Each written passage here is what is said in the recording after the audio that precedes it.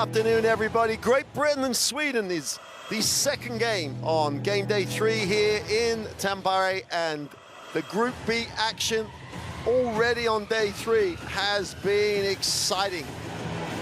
Germany came out with a 107-88 win over Lithuania to take charge of this group.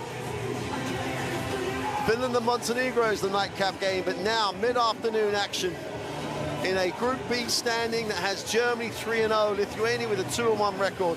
Sweden and Great Britain, it's pretty much a must-win game for both of these teams if they want to fill that top 4 slot and make the trip to Riga for the second and knockout stage of this EuroBasket 2025. Both teams have had tough losses on the first 2 games.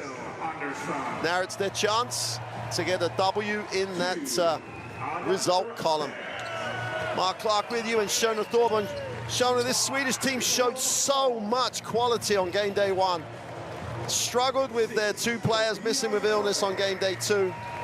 Got to start this game favorites, I'd assume. I think so, you know, heading into this game, especially with that performance, going up against the home team on game day 1 against Finland. It was a sold-out crowd, and they took them down to the wire, ended up losing by 3. And then, like you said, I don't think they had a lot in the tank. They were missing 2 starters on game day 2. If you just kind of look statistically, absolutely, I think they do have the advantage over Great Britain. 22 assists a game compared to only 14. They're outscoring Great Britain by over double digits in this competition so far. Great Britain are going to have a big performance. I questioned it in game day 2. I said, who from Great Britain can score? Other players stepped up. They started to score. And then I had to turn around and question their defensive effort. And they just could not put together consecutive stops. And to win at this level, you need consecutive stops. They need to play better defense if they want to give themselves a chance, because Sweden have some scorers. And Hawkinson is someone has to be a focus. You take away his game, other people are going to be able to step up. I don't know what Great Britain are going to do. I think a lot of it is effort and finishing the play defensively, because they gave up way too many offensive rebounds, 23 against Lithuania. What do you do? Well, you got to hope. We all saw on game day 2, their captain, Carl Weitzel, talked to them in the huddle on the court, said some strong things to his teammates. They're saying the right things about turning it around, but you've got to put some action out there. The defensive effort, that's where it's got to start. They've got to force Sweden into situations where they're taking bad shots. We'll talk about it more once we've had the national anthems of both teams. But this is a big one. A winner's going to take a huge step towards Riga. A loser is in a hole. We'll be back after the national anthems. Anthem of Sweden.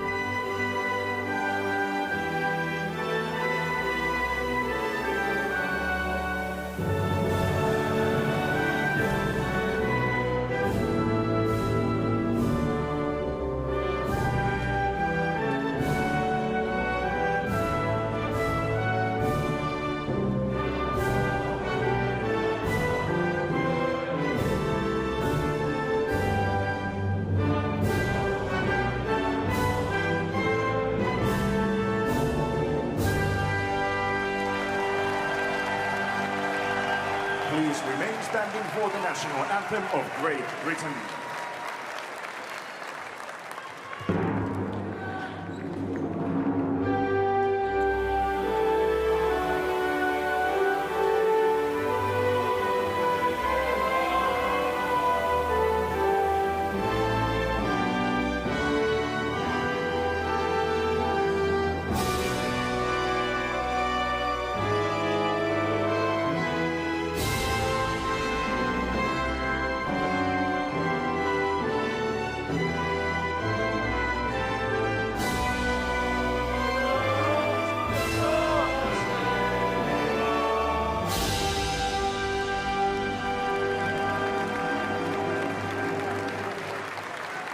Well, there's a sprinkling of Great Britain fans in the gym, but there's a lot of Swedish fans who've made the trip, made the journey from the neighboring country.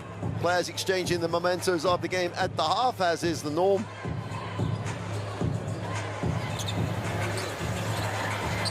And we'll get a chance to look at the third team on the floor. The three officials that will take charge of this second game on game day 3. The crew chief, Georgios Porzandidis, Nicholas Mastre, and Valentino Leo will take charge of the second game of game day 3. Gonna get a look at the starting lineup for Sweden, and it'll be interesting to see if the players, Bergander and Larsson, recovered from the illness, will start. That would be, both would be normal starters. I think they are going to start, as we're going to see them coming up. And you said it, they missed game day 2, both of them feeling a little unwell. Might have been a strategic thing as well. They weren't here in the gym or on the benches. There you go, Larsson, Håkansson, Gedeforest, Pensar, and Bergander. So that is a positive sign for the Swedish basketball fans. Well, it's the same starting lineup that started game day 1, and apart from Larsson's foul trouble, they had a really super performance. Melvin Pensar had a marvelous game. Yeah, he picked up the slack, basically, in game day 2. He did. He knew he had to finish with 18 points, 2 assists. He was 5 of 6 from three-point range. He's really, you know, the one who went at Germany as far as scoring goes, especially in that first half. They kind of went under screens, and he said, you know what, that's too costly. You can't go under screens. I can shoot the ball well enough that I can make you pay if that's your defensive goal against me. And he had a great job. He did a great job. And he, in some ways, perhaps he really should have taken more responsibility to game day 1, because they needed someone to take up the slack, but they've reacted to that. He did a nice job. Starting lineup for Great Britain with Nelson Bello, Yeboah, Hessen, and Carl Weider. So some changes there. Yeah, so for me, it's Nelson has earned himself a spot into the starting lineup in place of Philip, who I'm sure will come into the game quickly. But right now, Yeboah, what a tournament he is having so far. 13.5 points, 5 rebounds. He has been their go-to man, not only offensively. We're only showing you offensive stats. Defensively, he always has the biggest challenge, the biggest person he needs to shut down on the other team. He's the most reliable GB player that they have right now. Well, you asked the question. Yeboah has been consistently scoring. Is it Nelson? Will they get more from the inside? But they need to find some points from somewhere to compete with a Swedish team that has been scoring for fun from the perimeter. Yeah, for fun, you mentioned it. 87 points a game. You have Håkansson, who the captain is averaging 20 points a game. That's a tough ask. We have seen him also be shut down, though, at moments, especially in that first game by Finland. Can someone from GB, do they have the basketball IQ, the athleticism to make all of his touches hard? Well, and you've made the point previously already that are they going to concentrate? It's like if you know Håkansson, if you concentrate for every second of that possession, you are going to make his catches hard. It's when you get on your heels, it's when you allow the easy touches. Going the other way, though, you know, it's probably the first opportunity that Great Britain will have to use some inside options, because there's no matchup issue for them on the inside. It'll be interesting to see if they start as aggressively as they did in game day 2. So options both ways, intriguing game, but the stakes are high. 4th place gets you to Riga. 2 wins is probably going to get you there. This is the chance for one of these teams to get a win, put a step forward to make that trip.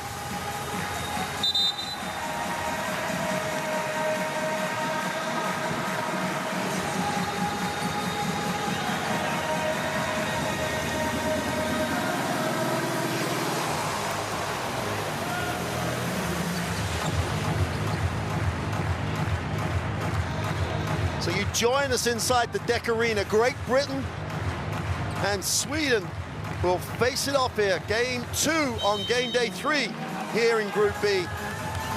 Great Britain in the whites and Sweden in the blue. And Great Britain, and Håkansson just worked faster than anybody else and gets the 2. And these are, who wants it more, Håkansson There's no reason GB there shouldn't have come up with the rebound, and this is what I question about their concentration for 40 minutes straight, every single possession. We've seen it game after game where they are a little, I want to say lackadaisical? Yeboah takes the three off the dribble, rebounded down by Bruganda. Doesn't look sick to me at all. Looks actually pretty healthy. Great sign for Sweden. Larsson moves it on. Bruganda out top. Looks to hand it off. Great Britain will switch. Larsson deep on the clock, goes inside. Bruganda's got to go up. Too easy to the baseline. Little left hand push from the shoulder for the two. Nice start by Sweden. Nelson will fill the double team because Hessen is still doing his shoe up. And they turn it over, and Yeboah fouls.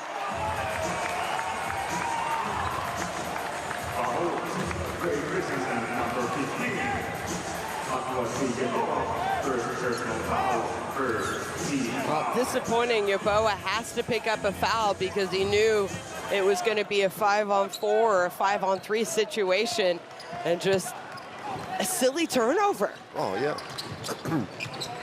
And Sam moves it on. Bruganda hits the second side. Arcasson wide open, comes up short. You know, against good shooters, you would typically want to follow them defensively.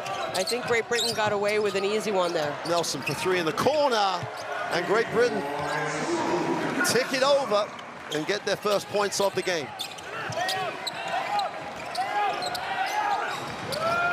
Arcasson with the easy two.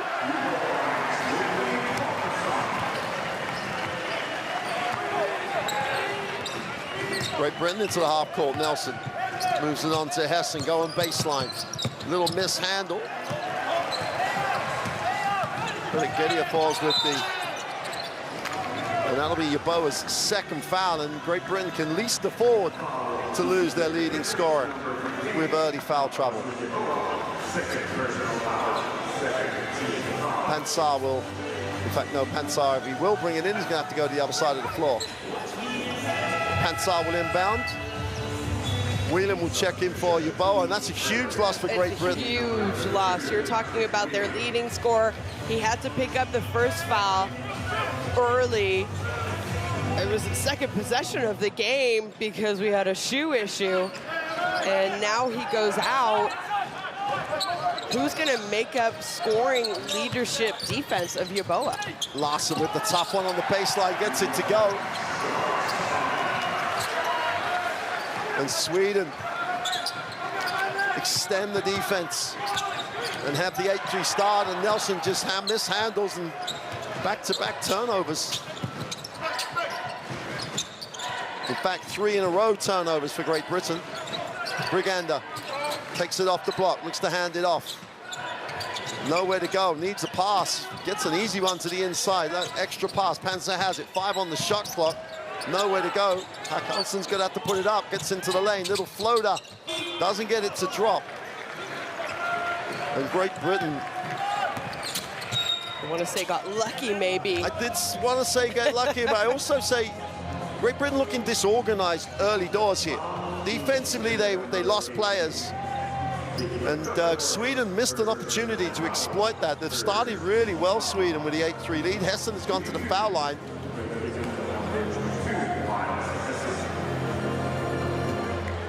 And we identified that Nelson started, but instead of Tariq Phillip. Tariq Phillip had been safe with the basketball for Great Britain early in the game, and maybe that change has disrupted them a little bit, but nothing like going to the free throw line to settle yourselves down.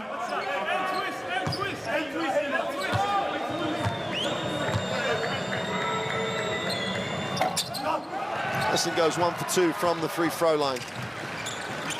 Pansar will advance the ball. But Pansar with the basketball, the 2 threats on the wings, Larsson and Arcasson, are just free to roam and get free. And again, Larsson gets an easy catch. Great Britain miss and dodge the bullet.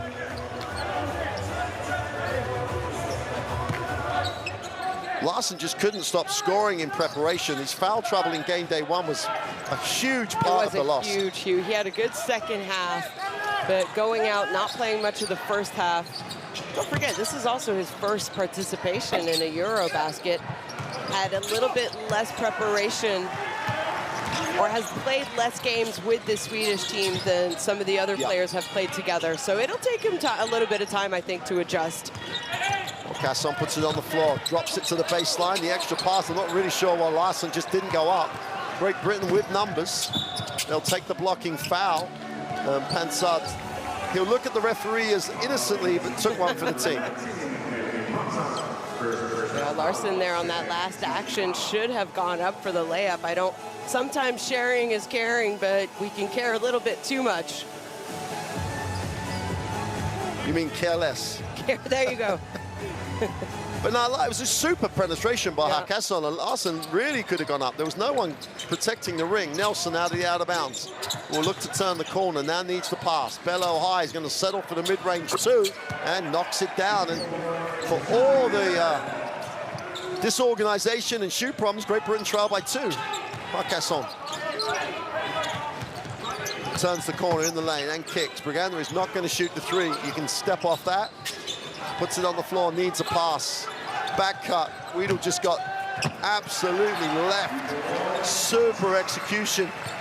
Pansard just set him up, back cut him for the easy 2. Nelson on the baseline, reverse layup is blocked. Uganda cleans up the mess. Sweden in transition. Larsson looks aggressive, off the glass for 2. Doesn't get the drop, will have to earn them from the free throw line, but he looks a little gassed after the illness, but he's looking okay. Yeah, I noticed in warm-up too, he looked a little less energetic than we've seen him in the past. So maybe still seeing a little bit of the effects of being under the weather, but like you said, he's out there. Well, he knows how this is an important game. It's not over if you do lose, but boy, it's 1 foot in the grave. Well, yeah, absolutely right.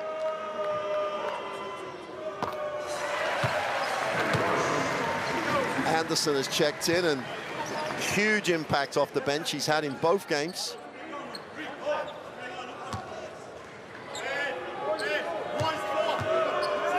Larsson chance to make this a 6-point lead as Sweden open up in this first quarter. Tariq Phillip has checked in for Great Britain. Wheatle is the entry pass.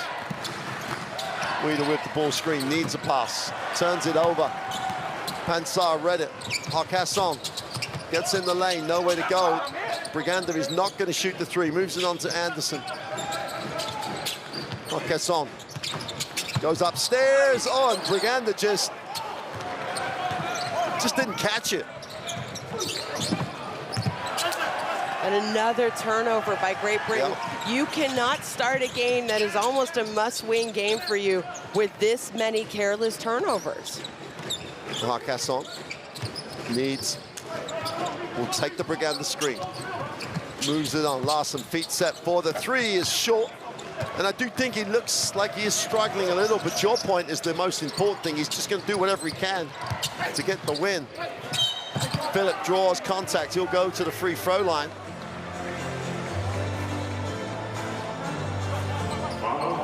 Great Britain looking to be aggressive going to the ring.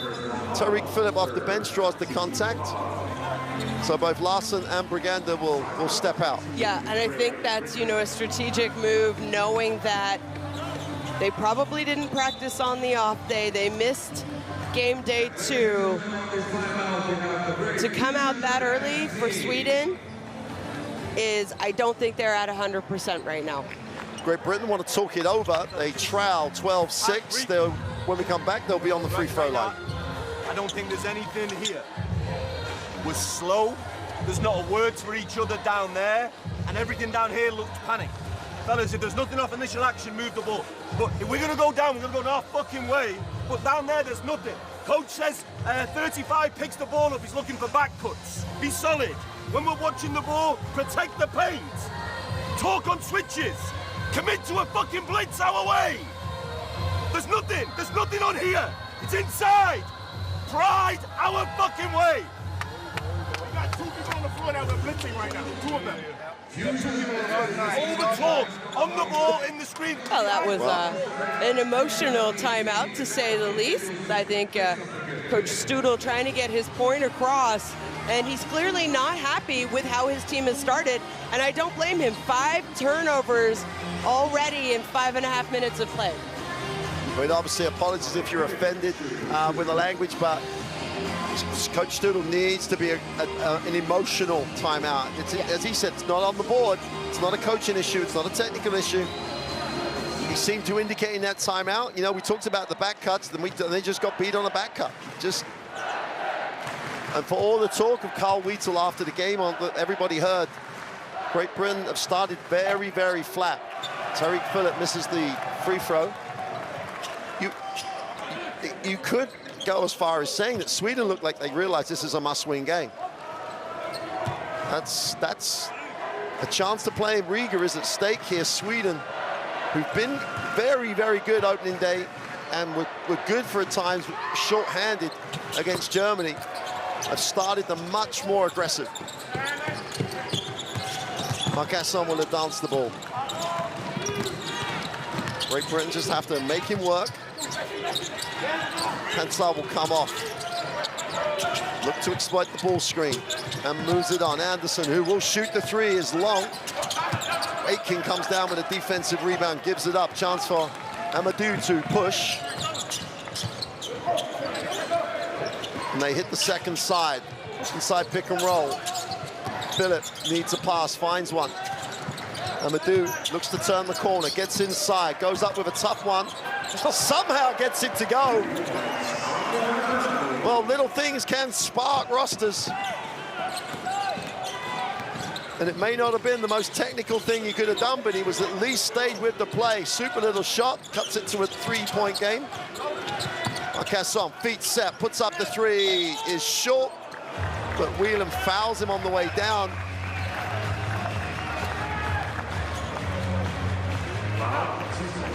Let's take a look.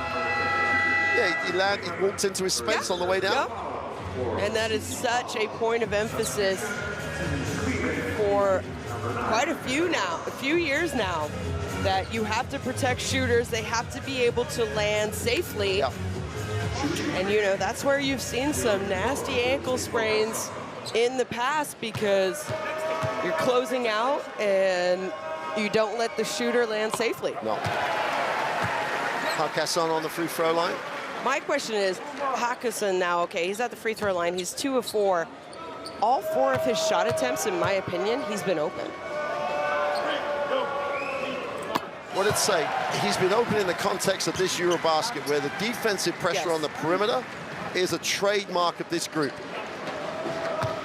In some ways, maybe the lack of pressures, he'll find his rhythm sooner or later, but he has to look and go hard. No better place, as I always say, no better place than to get your shooting rhythm going. Get on the line, make some throws, see the ball go through the ring. Larson back into the game with Njai Larson. So it was really just a quick little breather. And the big man, Bergander, you know, I think I could see them playing a few minutes, coming out for a minute and a half, going back in. Aitken outside. Phillip will pop, takes the ball screen. Tobias Borg is also in the game. Rainbow 2, not a dribble for Great Britain. No one really got a touch of the basketball. Larson has it in transition. Anderson keeps the ball moving. Ball going baseline, gets to the middle. Amadou gets a piece of it and pushes at speed to the ring, is blocked. Aitken clears up the mess, gets the 2 to not go. And Jai will come the other way for Sweden. Larson all day and all night to let the 3 go. Doesn't get it to drop.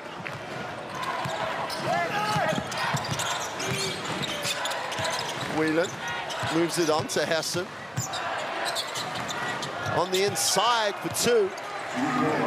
Well, it's often your veterans that come through when you need them, and Miles Hessen gets to the ring. Just over 2 minutes remain in quarter 1.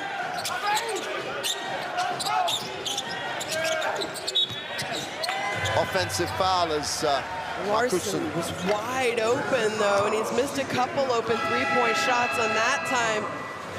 you know, maybe not feeling 100%, but his teammates expect him to shoot that. Yeah. And he needs to shoot it. There's a good defensive action there, comes up with a steal. But how about the get-back defense and block by Anderson? Works both ways, does Denzel Henderson. Whelan, as Great Britain weave. Tariq Phillip, 10 on the possession, takes the ball screen. A little bit of footwork. Shona, here's a question for you. Tariq Phillip coming off that screen. Briganda just gaps him. Tariq Phillip is a scorer. He can, yes. Big time scorer, big time numbers in Turkey. To be more aggressive. Yeah, and in Israel. Aiken wants to get Phillip the basketball. Whelan stops, he baits it. Barrett's gonna go inside. 3 on the clock. Hessen with the lean back, doesn't get the drop. And Briganda leads the break, gets it off to Njai. Sweden will again look to hit that second side. Njai gets downhill all the way to the ring for 2. Quick. Very quick. Njai proved that he could score on game day 2 for them. But he just, for me, he's a great backup guard for this Swedish team. Hessen with the early 3, doesn't get it to go. Briganda again playing point post here. Down the lane for an easy look, but missed the layup. Great effort by Sweden on the hustle. Njai. Referees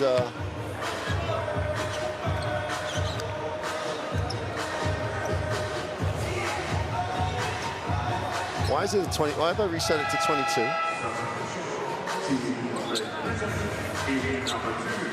Briganda came down the lane. Ball hits the ring.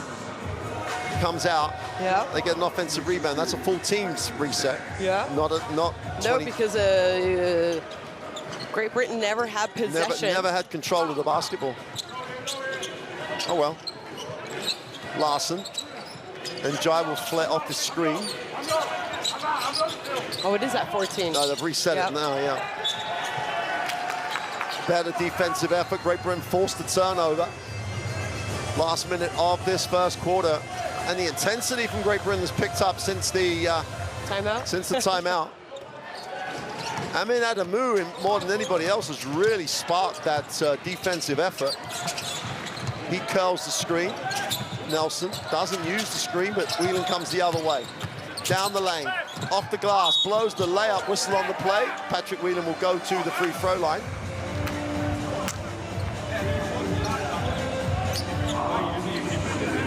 Gander will be charged with the personal. Kasson will come back in for the last 2, because they could get 2 possessions. Tobias Borg will sit. Both coaches have gone heavy into rotations in this first quarter. I mean, this is the 3rd game in 4 days, so I do think, you know, teams are starting to feel it. Patrick Whelan from the free throw line is good with the first. 86% career free throw shooter. 2 for 2. See, I can comment on the positive free throw shooting without them missing the next one. Njai moves it on. Kasson. Well, they show hard, but Briganda on the roll kicks it. And the sun doesn't get it to drop. Goes straight through Aiken's hands. One of those long rebounds that players just hate. Came out the ring hot. Njai just blows past Aiken. And I say blows past, was gone before he even realized it.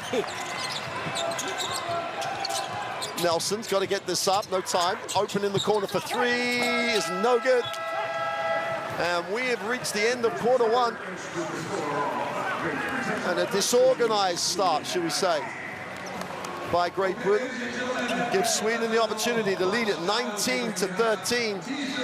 And both teams looking a little gassed in that first quarter. Yeah, and you know, you mentioned the disorganized start by Great Britain. They had 5 turnovers roughly in their first, I'm gonna say, 8 possessions of the game. It was definitely in the first 5 minutes of the game.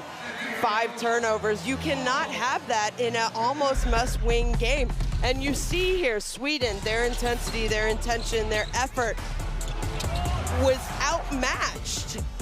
They outmatched Great Britain in that regard until Coach Studel had to use a timeout. You should not have to call a timeout just to motivate your team. Wow. In a game like this. Coaching effort. Any game. In a must-win? No way. Absolutely right.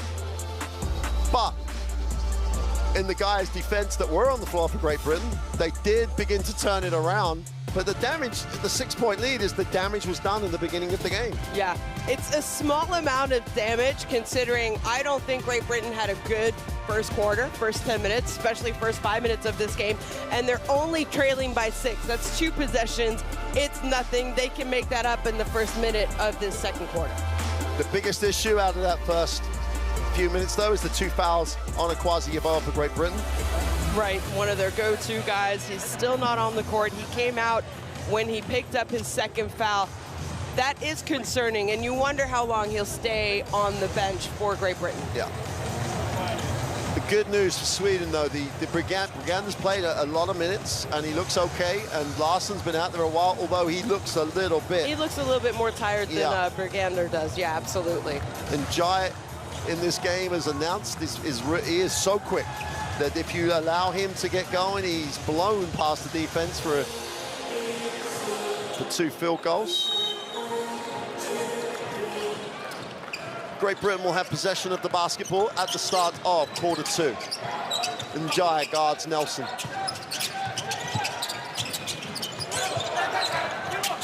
And what do they do on their first possession, Mark? They turn the ball over.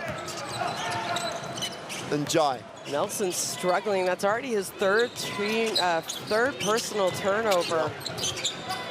He got the start, so obviously Coach Studel had confidence in him. And Jai, and the effort again by Anderson on the glass is rewarded, and Jai has it, moves it on. And Zar gives it back to him. They offer Jai the 3, and he says, hey, you're not going to guard me, I'm going to knock it down. He has 7 personal in not many minutes. And I would say Njai, not the strongest 3-point shooter on this Swedish team, but you give someone that much time and space. No one even put a hand up, even when he was going into his shooting form. Weedle to answer it, shoots the dead 3, doesn't go down. Borg in transition, mishandles, had the lane if he hadn't. And Saar for 3. And they're hotting up the Sweden back-to-back 3s, opening it out to a 25-13 advantage. Super start to the second quarter by Sweden. Nelson in traffic, needs a pass. Aiken. Ward Hibbert for the 3 is off, and no one's on the glass. Pansai has a chance to push for Sweden.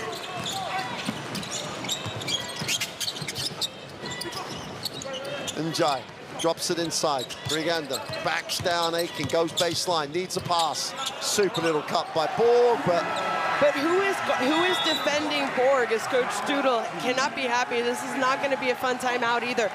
Who is guarding Borg? Because Brigander, Aiken did a good job. He pushed him underneath the basket. He was not a threat anymore. You cannot overhelp. You need to stay with your players.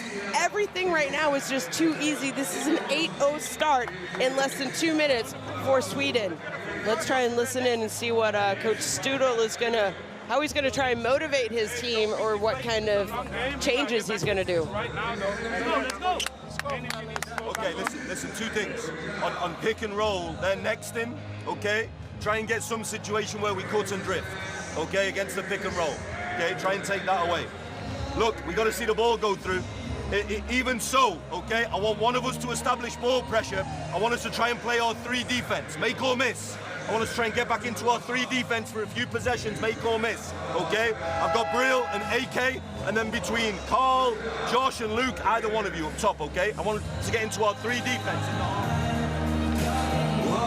Well, Nelson found himself on the baseline, not taking any space up. Ball just walked into the middle of the lane. That's in answer to your question. But he wasn't helping. No. He wasn't helping. He was just watching the ball. And, you know, that was the trouble, I think, that Great Britain had in that Lithuania game on the box out. They were just watching. Yep. It's early days here in the second game on game day 3 here in Tampere, and 27-13 for Sweden. It's been a really super start for them in this second quarter. Nelson will advance the basketball. Njai, infused by the way that he has started. Yeboah checks back into the game. There's no point in leaving him out there. Yeah. Outside, puts it on the floor, breaks the defense down, and he travels, even though Gedefors acknowledges the foul. But up his pivot foot before the ball hit the ground on the dribble. That's what it looked like. It looks a little bit, just looked different. Yeah. Gedefors acknowledged the foul though, which was a little bit. Njai will advance the basketball, and he has been a handful since he has joined the game. Guarded by Ward Hibbert for Great Britain. Briganda out top. Great Britain showing. Well, still offering the three. Njai in the lane, little second step. Borg with a tough three in the corner, doesn't get it to drop. Yeboah comes down with the defensive rebound.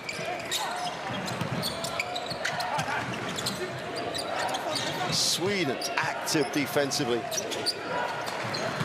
Weethel drops it inside. Bello with the matchup, goes up with a jump hook, doesn't get it to drop. It's a rebound by Ward Hibbert, needs to kick it. Nelson now with the space for the three, gets it to drop. He needed that. Wow. For his confidence, he needed that. GB desperately needed that shot as Sweden calls a timeout, but Nelson just seems off. I mean, I know those early turnovers probably affected him, frustrated him. He desperately needed to see that ball go in. Det är okej att det blir mismatchskott. Den där returen som han tar, den måste vi ha. Vi kan missa skott, men vi tar returerna. Så springer vi. Nu spelar vi press break igen. Okej? Och sen spelar vi L bara. Vanlig L. Overload mot zon. Okej? Melvin, Ludde, Matte. Och sen kan vi kan välja hörn. Okej? Ghost. Antingen spelar Ludde eller Melvin. Så spelar vi mot mitten nu. Replay of the Luke Nelson three. The crumb of comfort is the phrase in this second quarter. Coach Ribbenen just has picked up on that little trap that Great Britain said they were going to run after it. So he's made sure he's got his press break organized.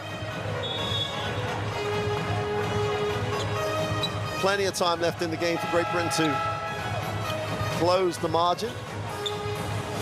11-point margin. Great Britain will come up the floor, it looks like, coming out of the timeout. Looks straight man to man.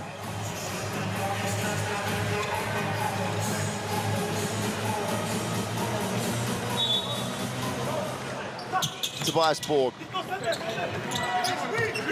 Just got to make Borg work. He copes with the pressure, gets Sweden into the half court. We pass on. Casson comes off the ball screen, looks inside, not there. Borg. Pansar wide open for three, count it. Great job out of the timeout. You know, Coach drew up a play. Maybe wasn't the initial person that they were looking for, but the help. Yeboah is fouled hard. They've called it unsportsmanlike straight away. Unnecessary unsportsmanlike. Just try and challenge the shot.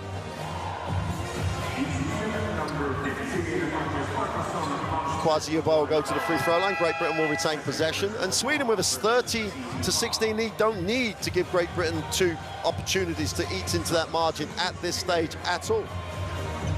Yeah, you said it. We saw it See, this is the help side. I don't think Wheatle had to help as much as he did on Pansar. It's true, you know, it was Brigander who was rolling to the basket, but it was a pretty good recovery after that step-out defense, and you leave a good three-point shooter, Pansar, open, and just I go back to if shooters are open and they have time, they have their feet set, they're not going to miss a lot. No. If you're late, you're not affecting the shot. Well, there's also the thing that we've raised with every team, that there has to be ball pressure. If there's no ball pressure, the pass is too easy and too quick. Here's Great Britain trying to maximize the unsportsmanlike foul situation. Yeboah flares, gets it. Looks to go to work. Bello for the three, count it. And the big man steps to the three-point line and knocks the three down, and Great Britain have a 5-0 run off on the back of the unsportsmanlike. That's the kind of momentum changer. You hope that they can get a stop here and cut into this lead, because it's really what they need. But just look at their activity. Completely different. That was a difficult contested shot. You saw the activity there. They were moving. They weren't over-helping. Yeboah in rhythm on the end of the break. Doesn't get it to go. Ward hits over the glass again. Tremendous rebound by him. Second offensive rebound. Bello lines up the three, but turns it down and then turns it over. And that'll be Yeboah's third. And again, the turnover is bad. The turnover leads to Yeboah's third foul. Therefore, two of the three have all been down to the turnovers. Yep. Pansar will inbound it. Yeboah has to go back to the bench, and you know, even if he's not scoring, it's his intensity that he brings. Yeah, you know, he made those free throws. He has he has 2 points from those two last free throws, but he takes defense. Swedish players are paying attention to him. And now, going back to the bench, I don't think we'll see him again in this quarter until after halftime. Exactly. Bello, having made the three, turned one down. Anyway, Larson in the lane. Gets it knocked away by Nelson. Better intensity for Great Britain. And they turn it straight back over. Number of turnovers for Great Britain already. A factor in this game that is really damaging the way, the outcome. That's 9 turnovers in a half already. Still 5:30 to go. Off defense again. And Sweden really have benefited from all those turnovers in terms of points off them. Yeah, 9 turnovers in a must-win game. It's just, you don't want to say, GB had a good preparation coming into this. They had a lot of exhibition games, more than they normally have. Rebound by Carl Wheatle for Great Britain off the Pansar miss. And I think these players are too experienced to play like they have to start this game. 9 turnovers, it's unacceptable, really. Hassan with the miss on the penetration. Hassan moves it on. Extra pass. They moved the ball so well. Hassan misses, and that. Another offensive rebound. So with the offensive rebounding by Sweden and then the turnovers by Great Britain, Pansar is fouled on the penetration, falling away. Will go to the free throw line for 2. Tariq Phillips going to check back in for Great Britain.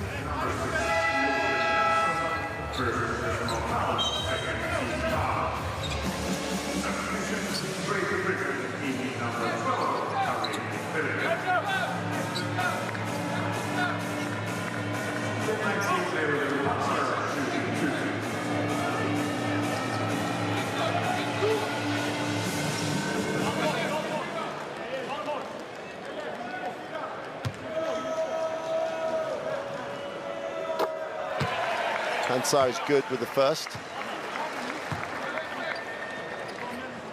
And Sweden have weathered that little run that Great Britain have. It's back out to a double-digit lead, 31-21. 4:30 remains in quarter 2.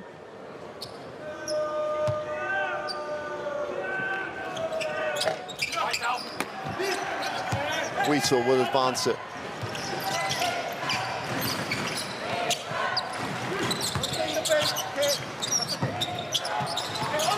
Hessen in the block. Travels. Another travel, another turnover by Great Britain, so ball back.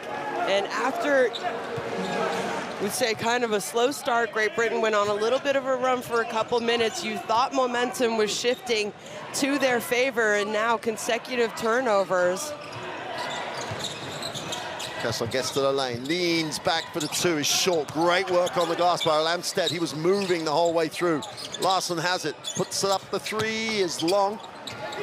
Great Britain come down with a rebound this time, and Weidel will push in the lane, in traffic, doesn't get it to dry. Hessen follows and finishes and blows the little putback. Pensar needs the pass, finds the pass. Hakasson has it, moves it on. Larson lines up the three, same spot. This time it's still way off. Weidel has it. Sweden have numbers back. The transition is better on that occasion. And Weidel just hangs a pass out for Pensar to steal. Hakasson 4-3. And that's long. Great Britain are dodging bullet after bullet here. After bullet. You said it, Mark. They're only 3 of 17. Of those 14 shots that they've missed, 10 have been open. Well, the last 3 are absolutely wide open. And this will be really quite worrying for Coach Lipponen, because this is when he has to take advantage of the situation. I think that they're going to challenge the out of bounds. Yep. Take a listen to this, but before they get to the screen. Decision for white team. Okay, yeah, let's go. Let's go, come. They're going to check who was responsible for the out of bounds. This is a head coach challenge by blue team. Out of bounds situation. Initial decision is ball for white team. Please go frame by frame. White, white, white, white. From what? Go again. White, white, white, white, white, white. You can see. You see you was the same thing. Last player who touched the ball was white. I have the same. Yeah. So after the review, initial decision is reversed. Ball is for blue team, baseline. And about the time, 3:21. Yes, 3:29. So the decision will be reversed. Sweden, good coach's challenge. Another offensive rebound then, team offensive rebound for Sweden.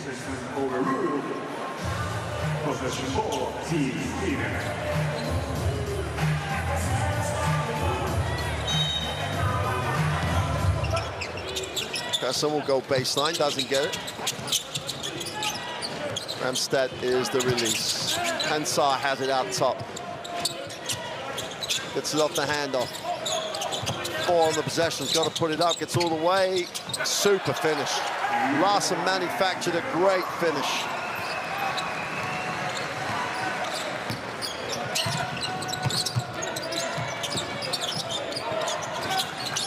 Nelson settles for the 3. Rattles it.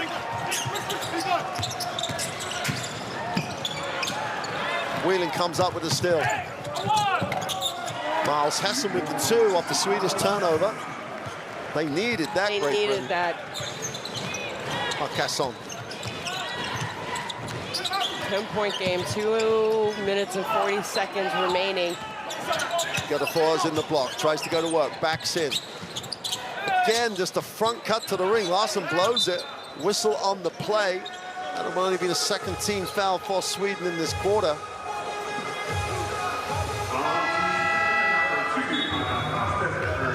Opportunity for Great Britain to get this to single digits. Hakasson will sit.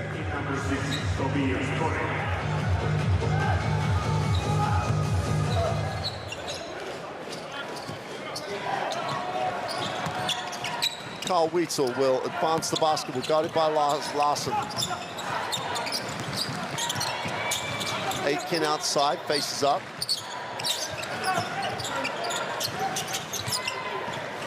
Hessen puts it on the floor, goes inside, drops it inside to Aitken for two is good. That's a nice offensive effort there. Every time Great Britain play with a little bit more speed, they don't hold the ball, don't use too many static dribbles going nowhere. They find good shots, and they typically make them. Weedle gets a piece of it, 11 seconds on the possession. Sideline with Sweden. Wilhelm Falk will check in. And Larson, who is obviously struggling, Larson. I mean, it's a great effort for him to get out on the floor because he's obviously not 100%. But I think they understand what's at stake here.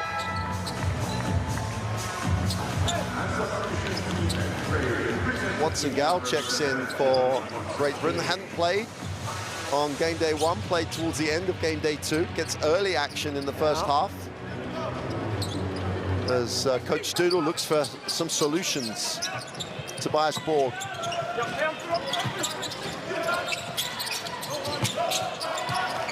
Gander with the short roll, inside, outside. The open three for Falk is no good. Weedle does a great job cleaning up the mess. Attacks it, fumbles it, turns it over.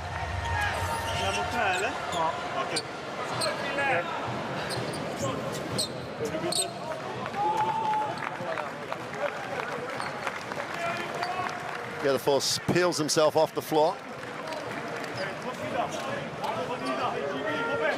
And Weedle, after a good job cleaning up that miss on the defensive end with the rebound, maybe trying to force a little bit too much offensively. You know, that was a good opportunity again to cut into this lead. And, you know, sometimes when you're down, you try and do a little bit too much, and I think that's a good example of it. Pansar with the basketball. 8-point game. Tobias Ball gets it back to him. Brigander will set the screen. It's a big screen.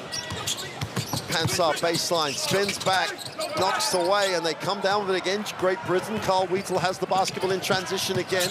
Watson Gale backs it out, will take the ball screen. Drops it inside to Aiken, it's blocked. But they missed yesterday. Sweden with Brigander really does give them that inside presence. What a block by Weedle! And he leads the break. Great Britain 3-on-2. Need to get something good. Miles Hessen to the ring. Doesn't get it to go. Weedle's on the glass, goes up, will go to the free throw line. And all of a sudden, the game comes alive. Well, great few possessions defensively for Great Britain. They weren't able to convert on the offensive end, but it's their intensity, their movement, their intention that they were getting it done. And how about this block? Talk about the hang time. And then just staying with, look at that, staying with it on the other end, earns himself a trip to the free throw line as Weedle.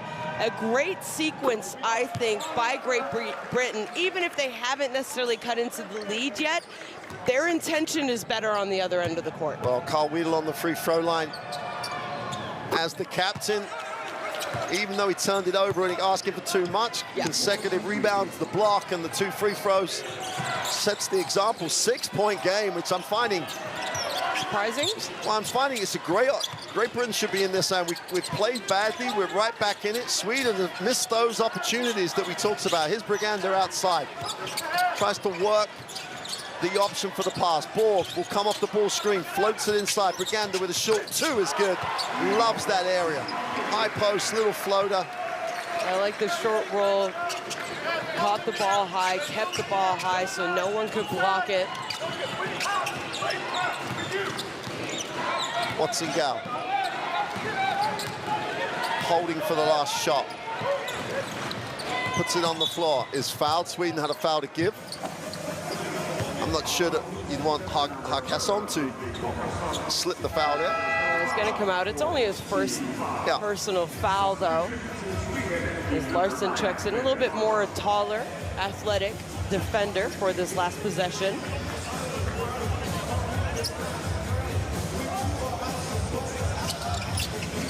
Aiken is the release, gets it to Watson Gal. 5 on the half. Steps back for the 3, gets it to go. And Great Britain, after all the trials and tribulations of the first quarter, find themselves at the half, trailing 35-30. And if any team's going into the locker room momentum, it is Great Britain. That's a tremendous end to the quarter a half that was difficult. It was a difficult half. I think for both teams, you know, I think obviously Sweden are saying we have good looks, we have good shots, we're just not shooting the ball well, especially from three-point range. There are only 3 of 18, and a lot of those shots, they had open opportunities. Great Britain, on the other hand, to only be down 5 points at halftime, considering they turned the ball over 12 times, so they were giving Sweden 12 more other opportunities to score, but you're also taking away 12 opportunities for you to score. You can't even shoot if you turn the ball over. So if you're a GB fan right now, you're down half after a difficult and ugly at times first half. You got to be feeling good about yourself. Well, you're absolutely right, Shona. It's that little combination we talked about during it. Coach Rippinen was obviously concerned he wasn't taking advantage of the situation, called those timeouts and really said that. But now they're in a 5-point game situation.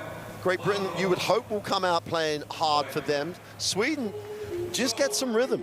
Looking at the key players before the game, Pansar's gone with 9 on these 16 minutes. The most important number to read on the Akwazi Yeboah one is 4 minutes. 4 minutes. No wonder he only has 2 points. He picked up 3, I would say, difficult fouls. All of them he kind of had to foul. Not really, but yes, sort of, because of mistakes that happened on the other end. I hope to see Yeboah back. He's been the leader of this team, offensively, defensively, and you feel and see a difference when he is on the court. He's got 3 fouls. He's going to have to be careful, but Great Britain, I think, definitely need him if they want to come up with a win. Well, here's the best plays of that first half or the second quarter. There's Pansar with the 3, and there was a period in that second quarter where Pansar got going. Yep. Arcasson got from the 3. They had some inside looks like that, and all of a sudden it was a 12-point game, and it wasn't looking a very good situation for Great Britain at that time. This was their first 3 of that second quarter, and until that point, Sweden had come out with a 6-0 start.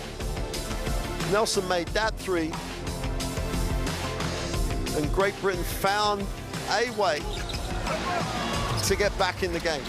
Well, you said it. It was a double-digit lead for Sweden, so they're only down 5. Not the prettiest of games that we have had here in Tampere, Finland, but a close one like a lot of our games. There is a lot riding on this game. Sweden came out with the attitude that they knew better than GB did.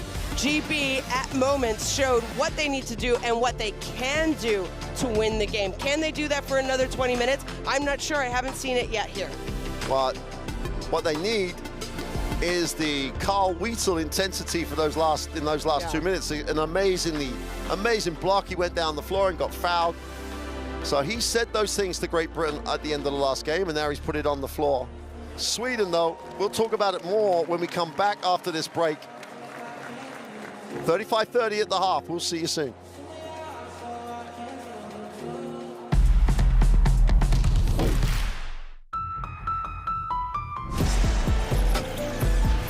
This isn't a moment. It's a time unlike any before. It's not a request, not a maybe, not a someday. This is now. Feel our presence, built on strength and drive. Not rising, we are arriving. Not hoping, but owning. This isn't a moment, it's movement. Constant, relentless.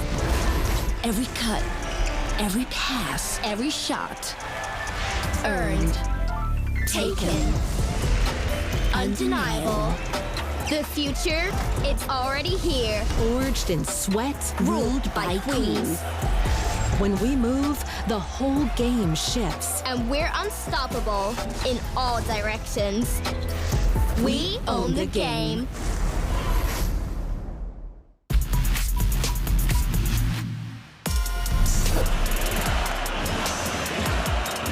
Dargards keeps the dribble low. Back to Porzingis.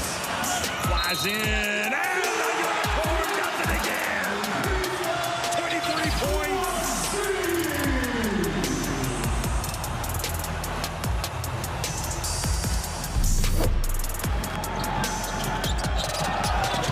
And, well, they got a little bit too fancy and turned the ball over on that one. And now, oh, goodness me! not expecting that. Look at this, it's almost with Hawkinson. Oh, nice move, Enjai though, little spin in the key, finds an opening. You know, obviously Germany, they're switching defense, and then it almost becomes like a box defense, how they don't even want Hawkinson to get it.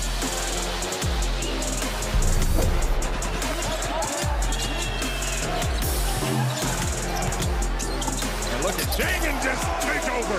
This is my world.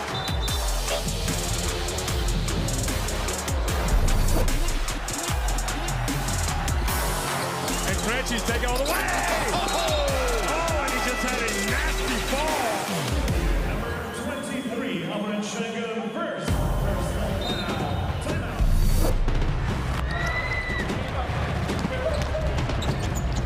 Weedle throws it down.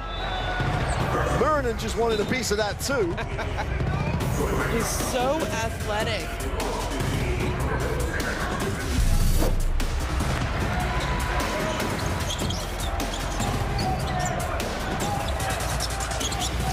Oh, nice pass, Schroeder to Tice. And Tice flushes it home for the first 2 points of the game.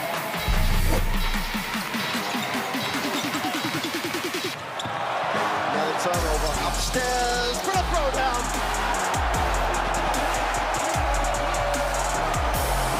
Push the elevator button to the penthouse and throw it down.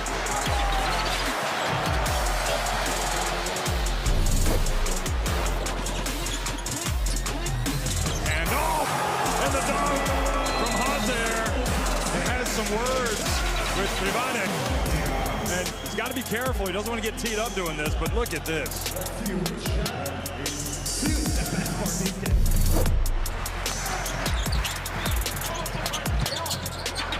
Sashu Salim looks long. He's all right. Oh! Just leaked out. Super pass. Threw it down.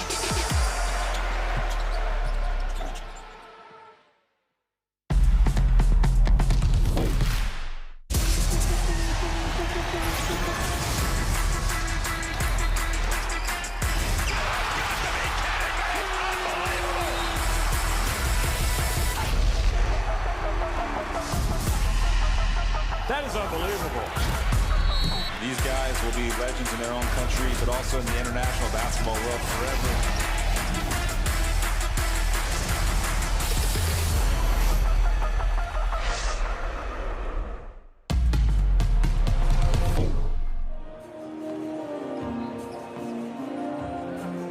Welcome back inside the Deck Arena. Going to get now an opportunity to look at the leading scorers in that first half. Well, we highlighted him before the start of the game. Melvin Pansa with his 8 points, 2 from 3 from the three-point line. And probably the most consistent performer for Sweden in that first half. In a first half that offensively they have struggled. But Pansa has continued where he left off on game day 2. And things looking good for him in this matchup with Great Britain. Shoots the 3-ball really, really well. Obviously a really solid performer in the ACB with Malaga. And he's tough to guard from the perimeter. Great Britain have struggled to contain him, but 3 from 4 from the floor and 9 points personal for him. What I like about Pansar's game, though, and you said, you know, he is a good three-point shooter, but he doesn't force bad shots. And I think that's why his three-point shooting percentage over the course of his career has always been pretty consistent and, you know, one of those good scorers, because he doesn't take tough shots. He waits until he's open, doesn't necessarily, you know, want to create. He prefers to drive if he has to put the ball on the floor. But catch and shoot, not someone you can leave open, as Great Britain are knowing after the first half. And Luke Nelson for Great Britain leads their scorers, 6 points. He's ticked it over from the three-point line, struggled a little bit against pressure, but across his international career, he's always been able to contribute in the scoring column. So 2 from 3 from 3, and Great Britain are going to need a very effective Luke Nelson if they are going to get the absolutely crucial win here.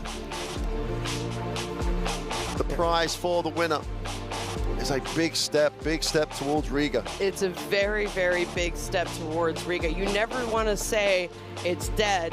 They will maybe have another chance, but oh boy, it's going to be tough if they don't win today against Sweden.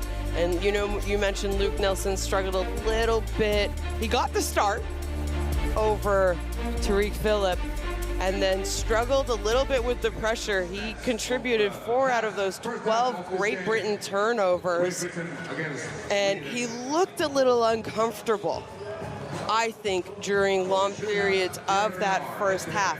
But then you saw him gain his confidence, get the feel back, and that's what Great Britain needs. You know, it's one of those situations where, yeah, you have a lot you might lose if you end up losing this game, but you need to want it more than your opponent. And that's what I question about Great Britain's first half. Not just Luke Nelson, all of them who was on the floor, different players at different moments. They did not put together a 20-minute half. I think they put together, at best, 6 minutes of good basketball. I think you're 100% spot on. I mean, like, just we often challenge people, and we comment a lot on what people say, and Carl Wheatle at the end of the loss on game day 2 challenged his team. He's come up with 10 rebounds. Yeah. And he's leading them and said, well, look, I'm doing my piece, and I've shown you that you've got to step up. The other way, though, Sweden, you've got to give so much credit to Braganza and Larsson coming out of being sick. Yep. Larsson, we don't know this, but it looks like he's still struggling a little, and but they still haven't found a way to deal with Braganza. No, they haven't. I mean, and he has been a big factor.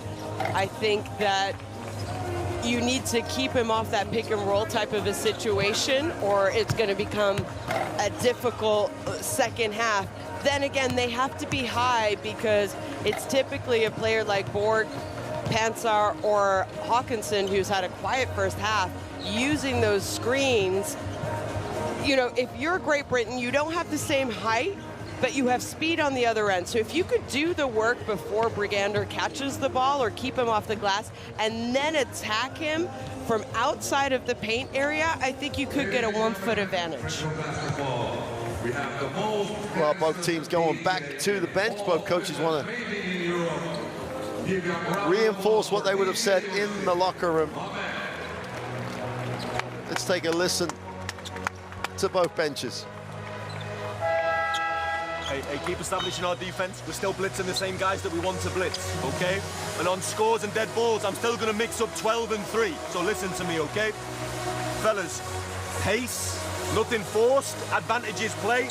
If it's walk-ups, horns and horns 2 are good for us, okay? Simple, horns and horns 2. And let's say, Carl, let's say we hit Luke, okay? And you go and get Dan, and then we go this way. And Carl, whether you go or Miles shakes up.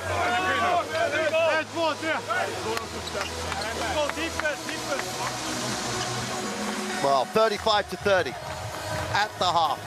Start of the third quarter, Sweden with the advantage. And if anything, they would probably be disappointed at the 5-point margin because they did dominate for huge periods of that game. Gedefors has been tremendous for them across 2 games, has been almost absent, hasn't become a factor at all.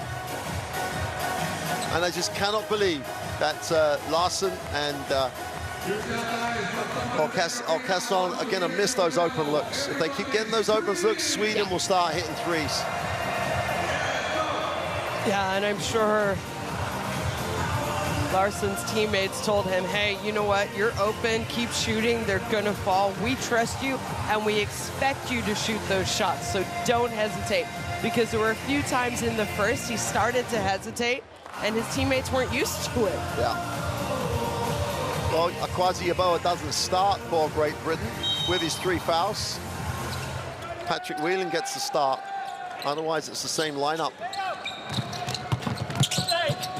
Gedefors straight at it, draws contact, goes to the free throw line, and he obviously heard us. Well, I think he heard you. You're the one who said we haven't really seen him, and he said, what? I'll show you. Well, he definitely did. Goes baseline, draws contact, goes to the free throw line. What I like about Gedefor's game, though, I mean, one, he's, you know, one of the veterans on this team. He's one of the only 2 guys who played back the last time Sweden played in a EuroBasket.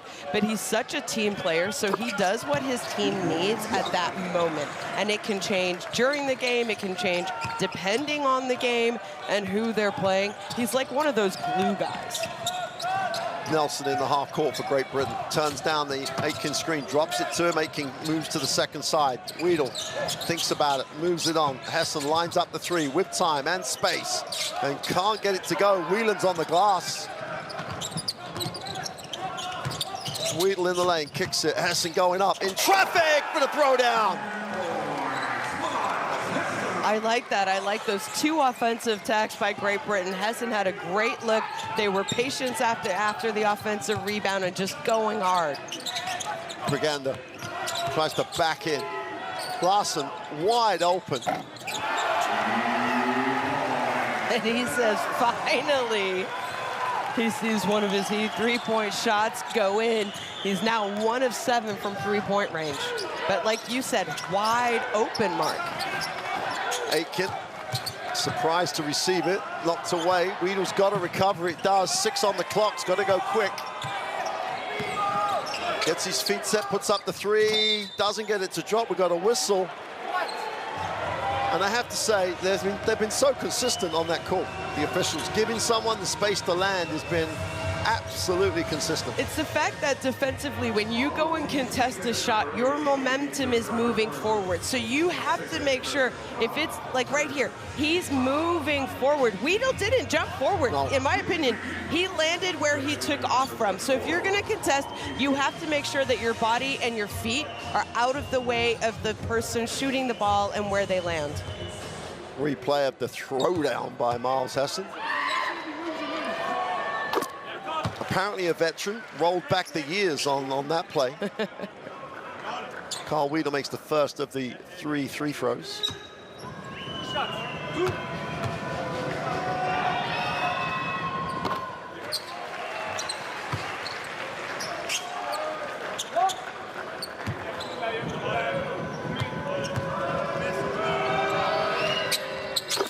3 for 3 from the free throw line, and Captain Weedle leading from the front. That's what you expect, and that's what you need from your captain. There's a reason why probably the players, but also the coaches and the coaching staff said you should be our captain. Oh, straight front cut, straight down the lane for the throwdown. Again, of course, that's back-to-back hoops. Nelson looks to turn the corner. Goes to Aitken. In the lane, is blocked. Weedle picks it up. Plenty of time, still 9 seconds on the clock, now to 6. Whelan looks to turn the corner, stops, puts up the tough 2, doesn't get it to go. And Briganda pulls down the defensive rebound. Pansar will have it and slows it down.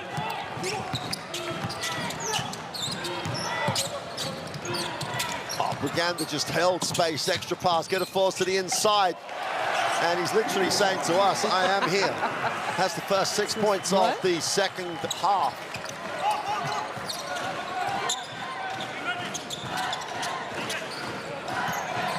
Nelson moves it on. Whelan. Castlin just takes away the drive lane. 5 seconds on the possession. Nelson's going to end up with a tough one. Gives it off. Weedle has to put it up. Just beats the clock. Doesn't get it to go. Ball goes. Is saved by Carl Weedle.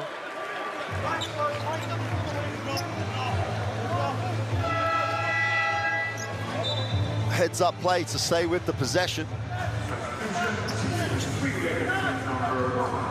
The media apologized to Ludwig Harkasson. He was more concerned and complaining that his teammates hadn't actually chased down the basketball. Harkasson sits. Aitken is the release. Weedle, feet set for 3, is off.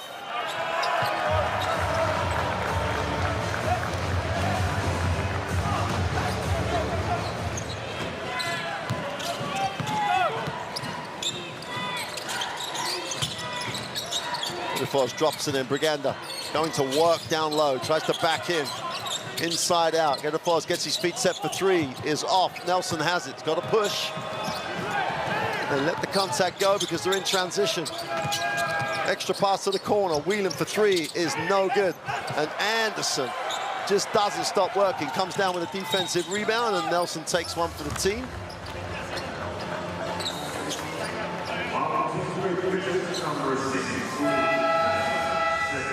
And Coach Studel decides he has to play his Yeboah card, and Yeboah will check back in with Jabril Bello for Great Britain. Pansar will inbound the ball for Sweden.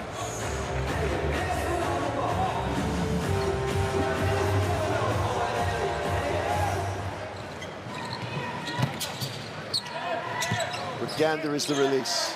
Can't say enough good things the way Briganda is playing, coming back off the illness. Anderson looks inside, they don't go, they go high-low. Nelson takes another foul. That's foul, yeah. Two quick ones.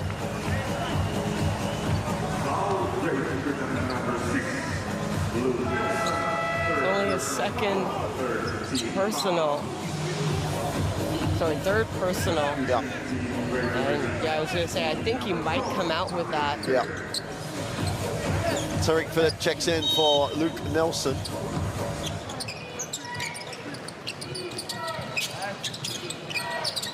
Well, they have to go long to Briganda. Pansar has it knocked away. Phillip straight off the bench, comes up with a positive stat. Bello out top, thinks about it, lines up the two, made one first half, doesn't make the second. Larson.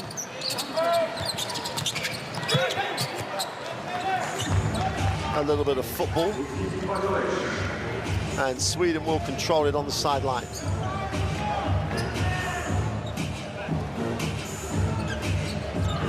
Still relatively passive at the defensive end, Great Britain. They go through moments and periods where you need to do that consistently, and that's what we've seen other teams, especially in this group, do. Their intensity defensively. Yeboah comes up with a steal, just dropped to the line of the ball. Coach Studel will desperately need Akwazi Yeboah to get going.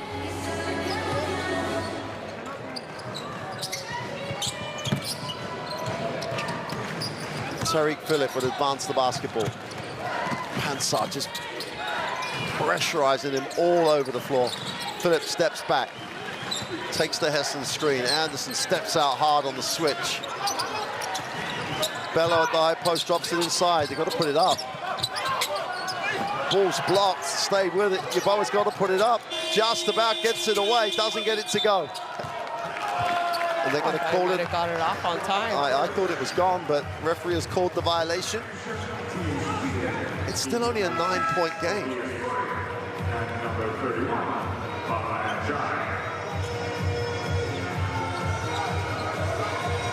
Great Britain's defense almost did a little bit of this to Lithuania and forced a lot of, well, ended up with a lot of misses. Just got to find a way of turning those misses into points. Here is Njai. Gets it up to Tobias Borg, who had a quiet first half. Briganda skips it. Getafors again going baseline off the glass. Draws some contact, will go to the free throw line, and he is literally carrying the offensive load for Sweden in this third quarter. Honestly, it's as though you had a little bit of a pep talk with Getafors at halftime, and you said, listen, you need to help Sweden win this game, and you're someone who could take over. And that is exactly what he has done. All 6 of his points coming in the second half, in this third quarter. And all those points, putting the ball on the floor and being aggressive. Yep. Second trip to the free throw line in this period. Misses the first.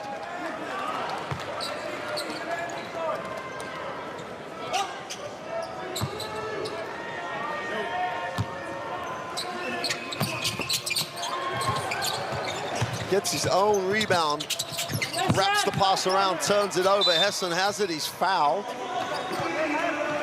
Get it for us. It was a good rebound. Probably should have just brought the ball out. His teammate, Denzel Anderson, is like, what are you doing? I'm not open. There is Carl Wheatle. Quasi Yabo has been replaced by Ward Hibbett.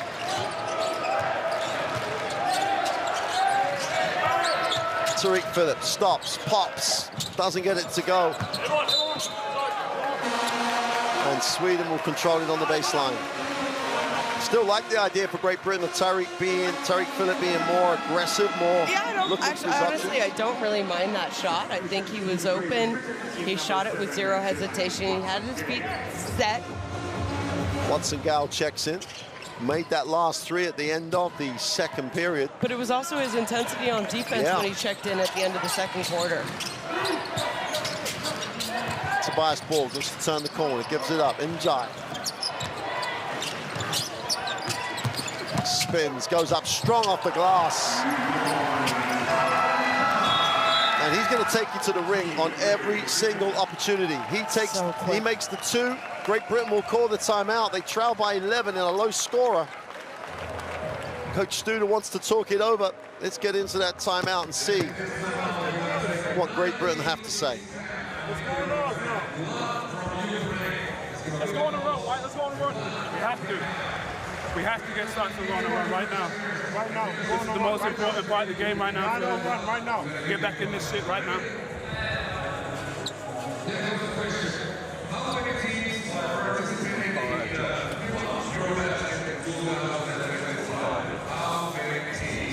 In any pick and roll on anything, it's up to touch or blitz with the 5 on any pick and roll.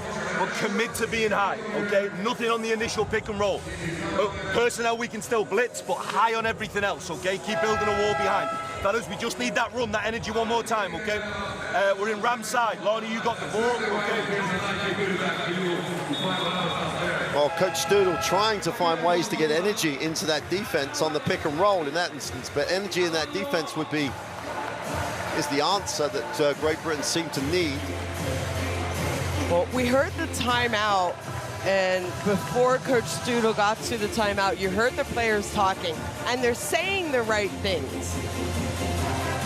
But can they put what they're saying into action on the court? They can do it.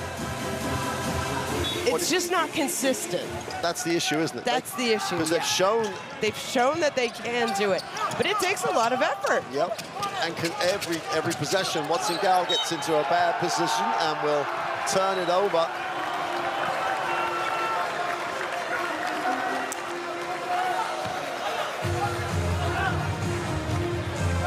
Oh yeah. Well, he's complaining that he was hit before. That's the reason the turnover happened.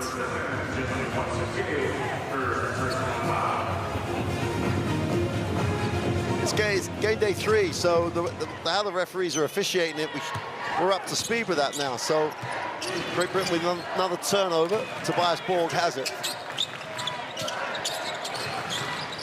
Njai, if he gets downhill, he's going to blow past people.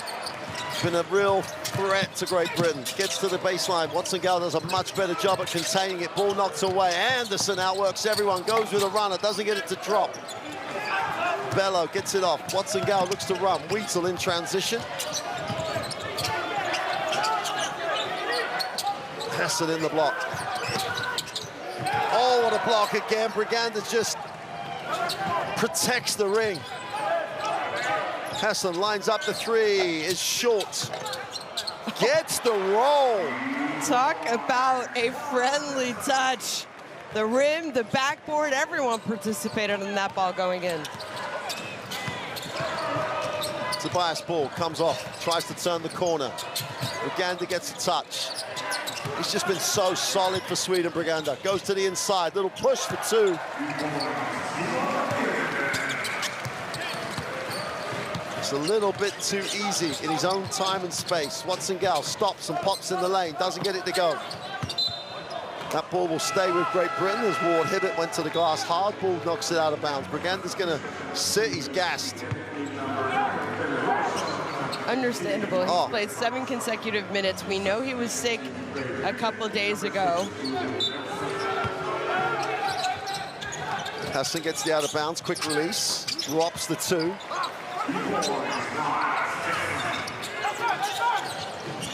And the line that's shown it, you've been saying all along, they just need consistent effort and a couple, 2-3 stops. It's not consistent. Larson hands knocks it away, but Njai recovers the basketball. Moves it on. Larson goes deep inside. Anderson fumbles it, but it will be a Sweden basketball with 3.4 seconds on the baseline. And that is great defense. The effort of Watson Guile to work to get in front. He didn't touch the ball, but it made Anderson fumble the ball. The help side was there. They had a chance to get there. This is the kind of energy that you need to play with.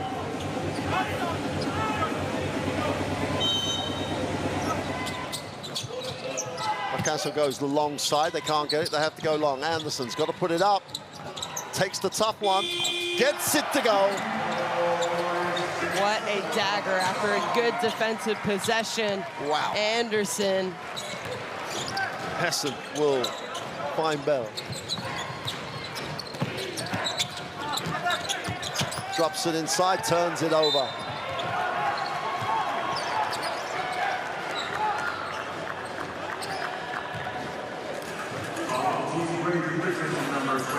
Sweden open it out to a double-digit game. Will go to the free throw line as Great Britain are in the penalty. Larson on the free throw line. Every time Great Britain makes a little bit of a run, Sweden has an answer. 80% in his NBA season last year. We're not allowed to talk about that.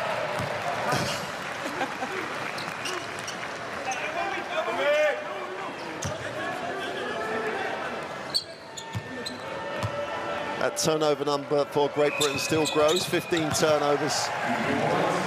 Sweden have had 11. It's been a messy basketball game. Very ugly basketball game. Bello out top.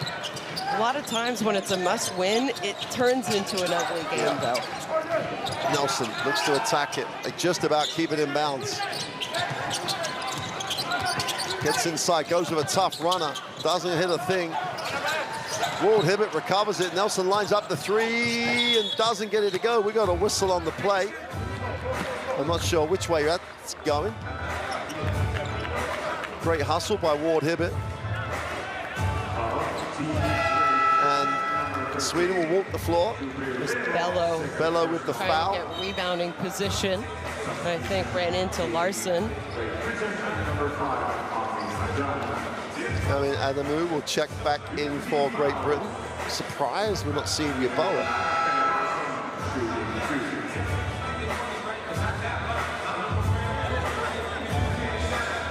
He has 4 fouls. It is only the 3rd quarter. Maybe Coach Studel doesn't want to take that risk.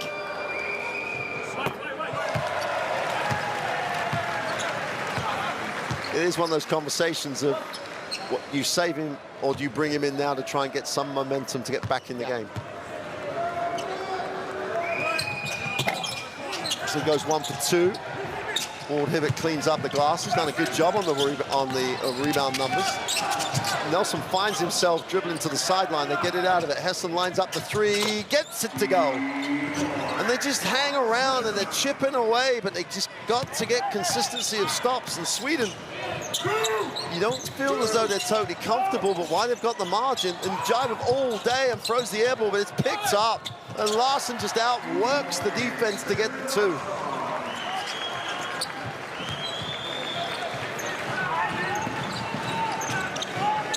Adamu has it.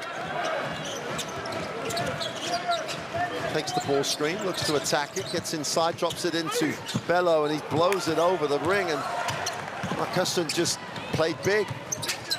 Dangerous moments here in the game. Larson for a 3 has got it.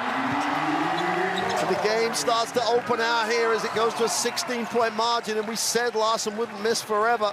Knocks down the 3. Great Britain have got to find a way. Bello down the lane for the throwdown.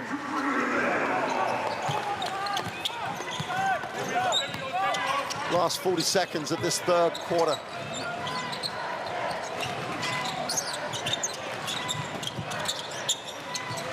Njai inside, kicks, turns it over. Hessen in transition. Great Britain have numbers. Hessen goes strong. Is fouled. Will have to earn it from the free throw line.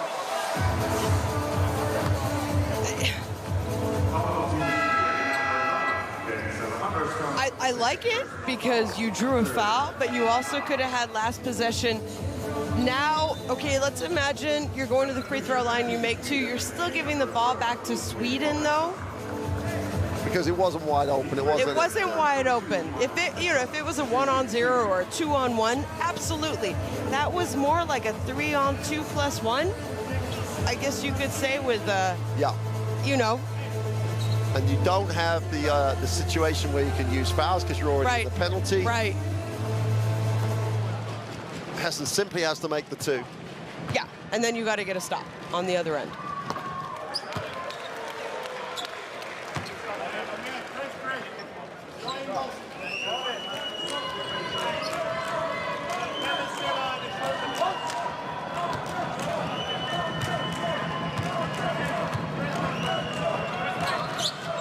Two for 2 from the line. Great Britain will make substitutions to end the quarter. Nelson and Hessen will check out.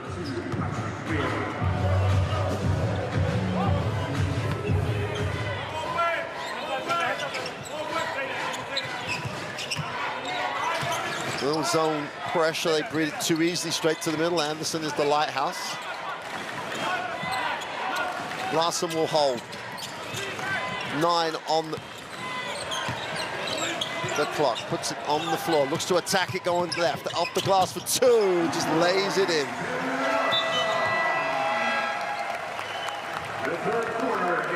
And Sweden, with a super start to the third quarter, maintain that advantage throughout that period, and they go into the end of the third quarter break with a very handy 61-47 advantage over Great Britain. And let's just say have 1 foot on the way to their first win. Yeah, they outscored Great Britain 17-26 in that quarter. And like you said, Great Britain hanging around, but then all of a sudden, some mental mistakes offensively. They don't have the same effort defensively, and Sweden make Great Britain pay when they don't do what they need to do. The thing is, Great Britain were hanging around. We saw it. We've seen it all game long. They just only do it in spurts. Nothing about it is consistent. And I think that's why we see them trailing. And it's disappointing because I think this game could be closer, especially if you're a GB player and a GB fan. You're saying, what are we doing? Why do we keep letting them go on these little runs, and our runs are less big than theirs? But that's also the difference against, maybe we can look at the Swedish team and say they have a little bit more experience individually with the level and how much they have played than maybe GB has. I'm not sure, because these more of these GB players have played at a EuroBasket than Sweden. So I don't know how we can sort of compare the two and say, why are GB not ahead of Sweden right now? Well, the other thing in response to that, both teams are struggling to score, except Sweden on the inside from 2-point range, 60-odd%. And Jaya's got to the ring. Gedefors has got to the ring. Yeah. Larson ended the period with a layup, and that's about that effort. That's about containing. That's about being on defense. But Sweden have done a great job recognizing what they have. Well, points in the paint, like you mentioned, Mark. Sweden have outscored Great Britain by 20 on points in the paint. Yep. And the move with a tough one, doesn't get it to go. Great job by Briganda. He literally began as one of those guys. On the tin it says he's a big guy that fills the space and rebounds and does everything solid, and that's exactly what he does. You know, we haven't talked about Gabe Olaseni, who's missing his 3rd straight game here at this EuroBasket. Do they miss him that much? I think they miss him in terms of the stability to build your defense around a big. Right. Whedon just about hangs on. Bello puts it on the floor, gets inside, draws contact, got to finish the play, but will go to the free throw line. And Briganda probably makes his first bad decision of the game to leave the floor.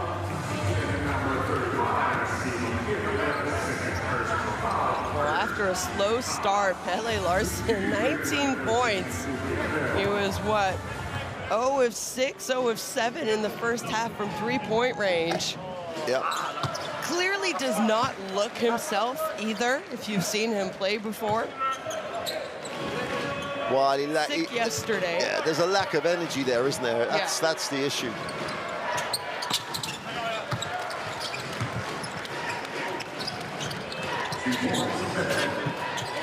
Great Britain reduce it to a 12-point margin.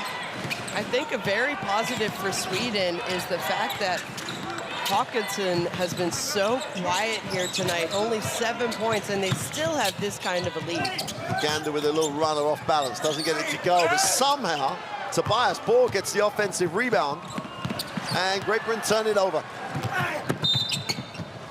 And Hawkinson will go to the free throw line. Or are they going to call it on the floor? Calling it on the floor. I don't disagree with that. It was on his dribble. Yep.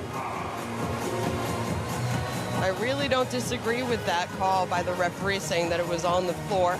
We'll see if they stay with that. So they're going to review it, and we'll get to listen in to what the referees are saying about the review. This is a foul review, and we are going to review if the contact meets the criteria of unsportsmanlike foul. Initial decision on the court is personal foul. So the contact I pause. Go back, please. Which is the point of contact? Stop. Now. Stop. Now. Can we have a better angle here? Look, with the hip. The left hip. Oh, stop. Now. Stop. Go back. On the dribble. Go. So the point of contact is on the hip, okay? Yeah. And now give us the main camera and play on normal speed. Okay. The contact is from the side. Yeah. Okay. And there is no player. Player progressing towards the opponent basket. Yes. So according to what I watch, is this unsportsmanlike foul. You watch the same? I have the same. So, after the review, the contact met the criteria of unsportsmanlike foul. Initial decision is upgraded to unsportsmanlike foul. Wait, unsportsmanlike foul to number 5, white. Number 5, white. Yes. 2 free throws for number 12, blue. And ball sideline, shot clock 14. 14. We are okay? Okay. Okay, please.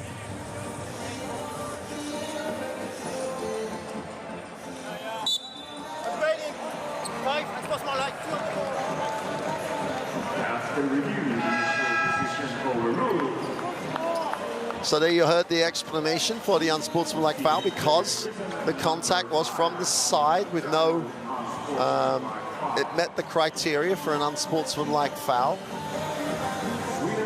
It's not always about the physicality of the foul, it's about the attempt on the ball, I suppose, but I don't think we're going to have the rest of this game without something similar happen.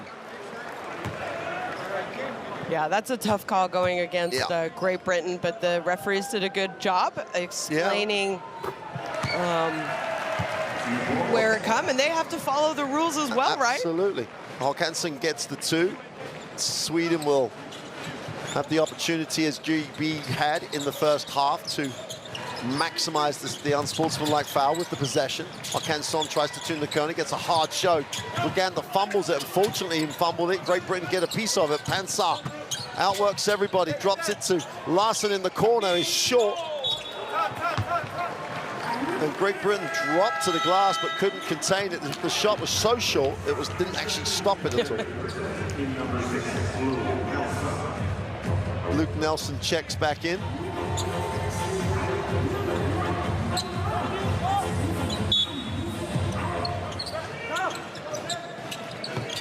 Hasn't scored yet in the second half. Luke Nelson being the high scorer at halftime. Larson drops it down the Pansard. Didn't like what he had if he'd have gone to the ring, so backs it out.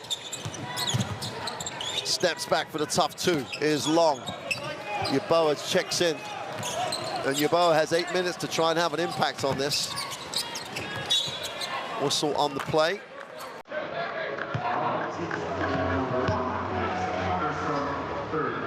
First team foul for Sweden in the fourth quarter.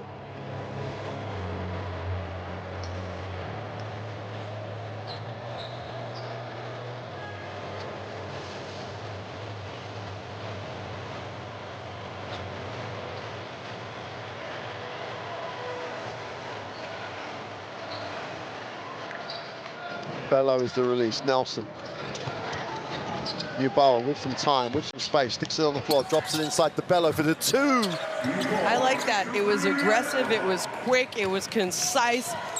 Yeboah is really, he can be a game changer, but he needs to get going if Britain want to crawl back into this game. And they need to get stops. Briganda again in the block, goes to work. Tries to back it in, feels the help, needs a pass, knocks it away, turns it open. No, it's going to stay here with 3 seconds on the sideline.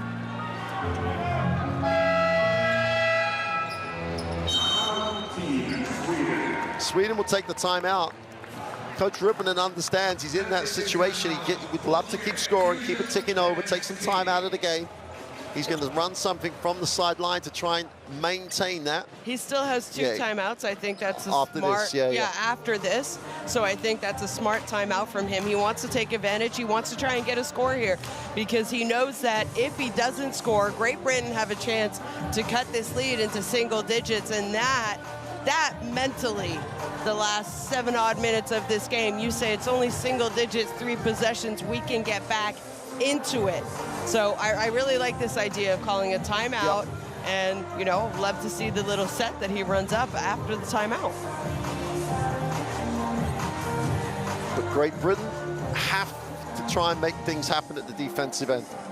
They don't need to be crazy because there's 7:39 to go in the game. Sweden will try.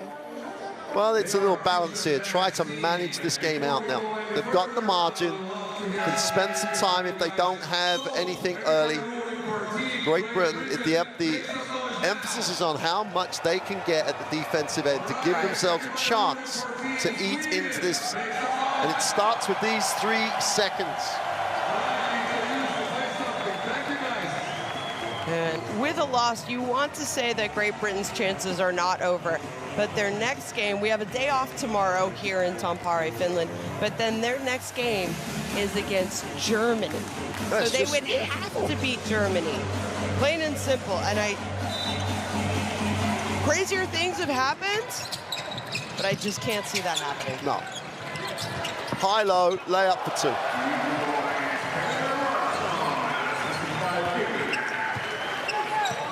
Great execution out of bounds by Sweden. Perfect pass by Brigander into Larson. Weedle tries to turn the corner, takes a tough one, leans, doesn't get it to go, and Brigander cleans up the mess on the glass.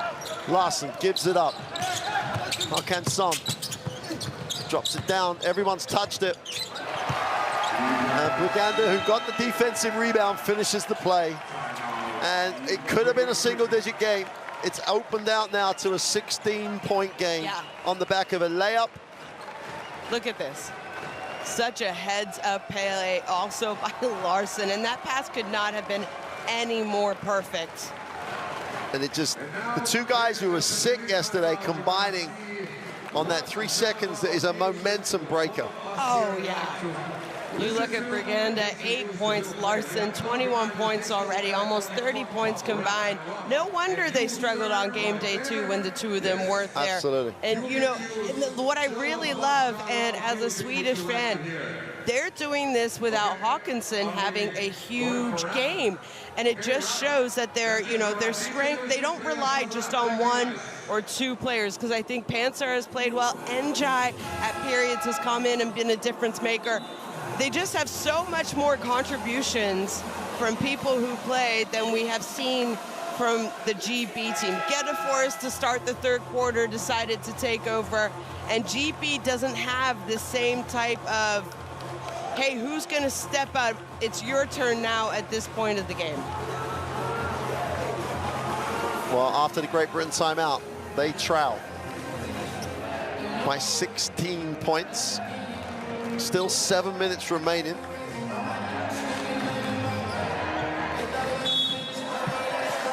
We've got to start to think about trying to go a little earlier, but they've got to find a way to get stops. Here's Luke Nelson. He'll advance the basketball, guarded by Pansar.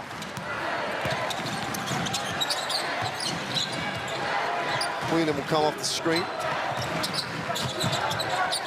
Nelson takes a tough one.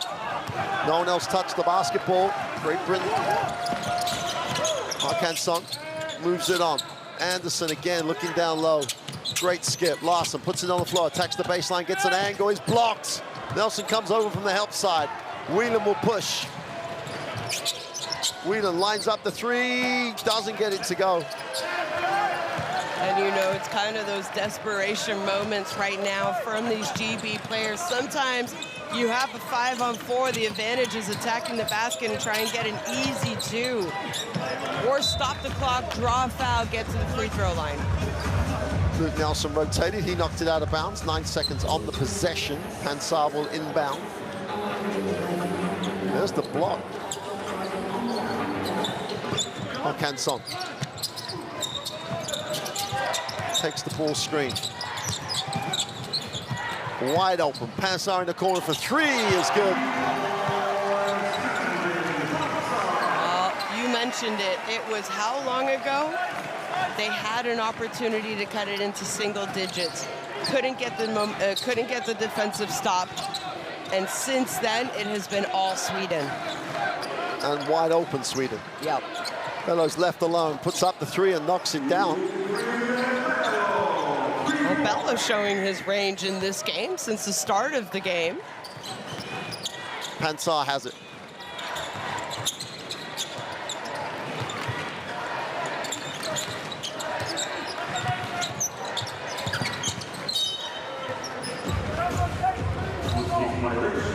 Briganda is so smart where he rolls on that short roll. He always is a release to any pressure, any trap.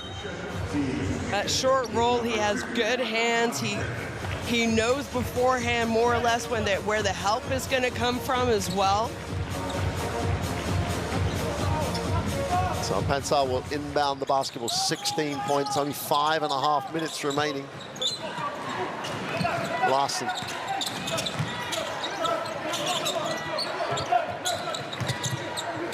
Great Britain have to switch it. Hawkinson with the attack. Oh, what a block from Hessen.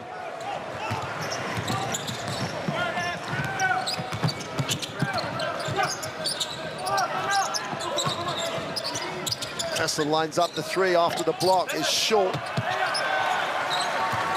And Pansar with 5 minutes remaining in the fourth. And Sweden almost in control here. Yeah, it's tough. There's still a lot of time left, but they're going to have to get some quick stops. Great Britain, and then scores on the other end. Larson thinks about it. Sline is fouled on the dribble. In fact, no, they've called the travel. Which again, I have to say, same call, same outcome. Referees, I think so far in this competition, game day 1, they called a lot of fouls, but they've been very, very, very consistent. Ford Hibbert will inbound. Yeboah is the release.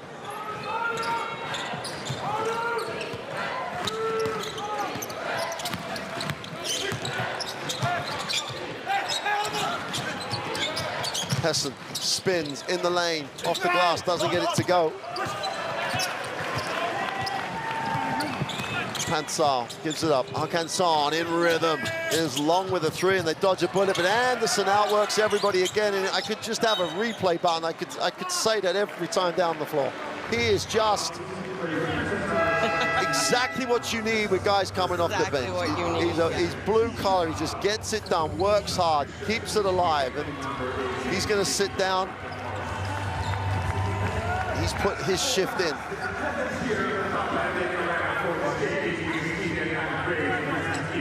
Pansar will inbound. Hakanson is the release. Just over 4 remaining.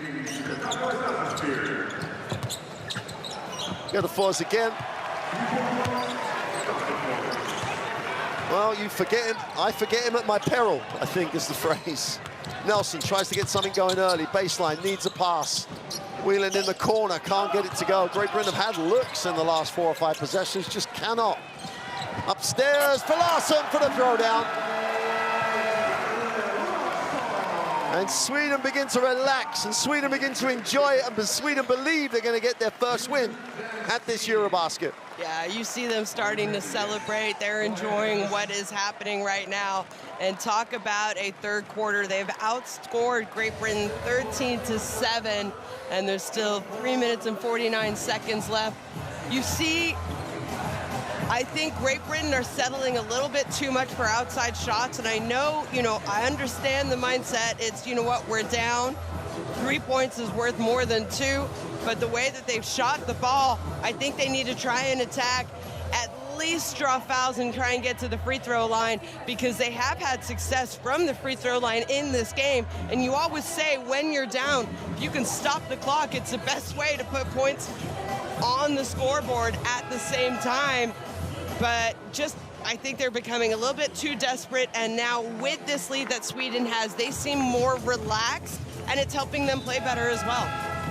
Wow, they've been very, very, very efficient in this second half, haven't they? 39-24 in the half. You said it was 13-7 on the quarter. They've started to get up to their numbers that they've been scoring in this competition. They've been averaging 80+ points. Now they're getting up to that sort of half. Yeah. Great Britain just haven't been able to get enough stops. And you're right, with the Hakanson has just made a shot, and they haven't really been great from the three-point line, but they've been so aggressive in getting to the ring. 74-54, 3:49 remaining.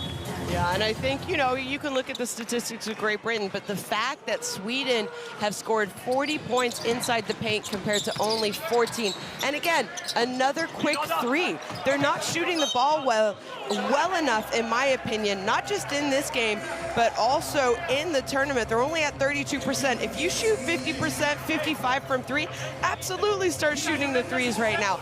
But why not attack and get to the free throw line? They're only 7 of 24, 29%. It's not good enough. No.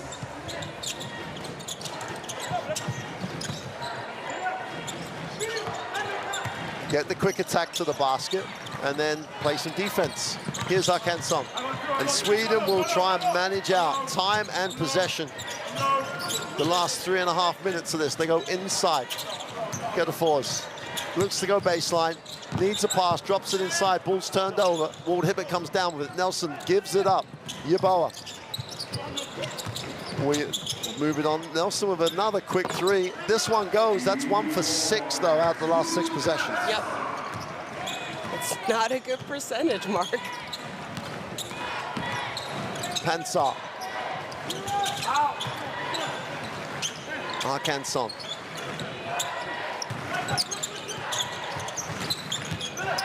Larsson drops it inside. Just about recover. Hakanson is no good for deep. Yeboah comes down with a defensive rebound. Nelson will push. 2:40 remains. Stops and pops the three is long. Again, I think you had an opportunity. It could have been a 5-on-4. Be more aggressive. I know you just knocked down 1. From 6, 7. Yeah, from 7 now. Pansar. Sweden looking inside again, and they have milked the inside for the whole game. Foul off the basketball on the pass. Sweden are going to get another opportunity as substitutions are happening. as I think Coach Rippinen knows that they have this one in the books. As the Swedish fans, you see them up, giving a little bit of a standing ovation to their players who were coming out, their starters, I should say. Hawkinson, Larson, Panzer to the bench now. Whistle on the play, and Adam Lamstead will go to the free throw line. Coach Rippinen is at pains to only ever talk about the next game. At pains. He won't ever talk about what's going forward. But I cannot believe he already knows what the deal is here. Well, yeah, I think we can start to talk about it now. So I mentioned how Great Britain, their chances are not over. No. Do not get me wrong, they are not over. They have become very difficult. But there's two ways that they could actually become a qualified Great Britain. If they beat Montenegro and Montenegro beat Sweden, they would all have the one win. True, yeah. And but you never want to rely on another beating another, yeah. But you also don't want to come down and lose by 20, which means you've got precious little chance of a three-way win. Right. Which is another case of the point where you're making is get the baskets, try and work it from the defensive end, get the twos, get it to a manageable number, and see if you can get there. So we know part of tournament play. Absolutely. On Monday, that Sweden will play Montenegro. That will be the game at 1:30 here in Tampere, Finland. And then Great Britain take on Germany. Finland and Lithuania in the night game. So it's Montenegro, Great Britain on the last game day here in Tampere in group phase. And then Lithuania, Sweden. So really, it could happen. Yeah, there's lots of, there's still permutations all around. Yes. I wouldn't rule Sweden out of getting a result over with Lithuania either, if they shoot the ball well. Yep. Larson's definitely feeling better, and he didn't even look really his energetic self, but still put up a big performance for them today. Armstead wraps it, Spires, puts it on the floor, just gets his first action, tries to manufacture a shot, can't get it to go. Yeboah can't hold it, but it's a 24 violation. Are you going to say that's possession, though? No, they're going to Yeboah have possession, or it's a... I don't think they will say, I assume they'll say he didn't control it. I don't think he had control. Yeah, there you go. 1:31 to go, 75-57, an 18-point margin. Great Britain don't look like they're aware of the need to reduce the margin. Again, you never know what could happen, right? So I talked about it on game day one. I don't know what game it was, but I said points for and against could become interesting at the end of group phase, and you never want to lose because of some tiebreaker, and you just let the game get out of hand. Yeboah drops it off. Hessen can't get the dunk to go. Yeboah tries to hang on, gets it off. Sweden going after this, and they get a 24-second because Sweden just wouldn't give anything easy away. It's unfortunate that Yeboah got into foul trouble early because I really think they missed his presence tonight. He never was able to get the rhythm that he normally plays at because he was always picking up fouls. He's going to finish the game most likely with 2 points, played 14 minutes. Njai moves it on, Spires.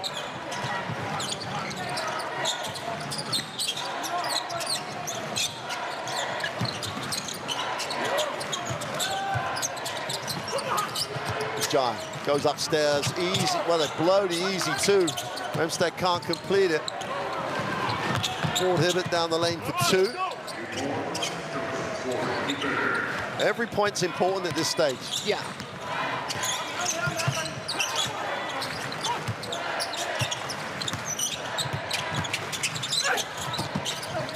Spires comes down with it, tries to manufacture a little jump hook. Gets the roll, gets the 2. And Great Britain should get the last shot of the game. There's a foul on the play. Sweden have 2 to give. It's a good foul by Falk.